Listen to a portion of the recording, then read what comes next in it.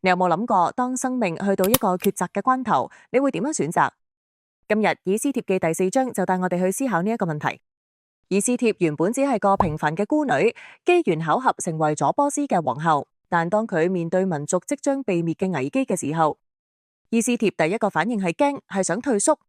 其實佢都合理㗎，皇宮嘅舒服，邊個想佢自己嘅命去冒險？但末底改一句話就叫醒咗佢。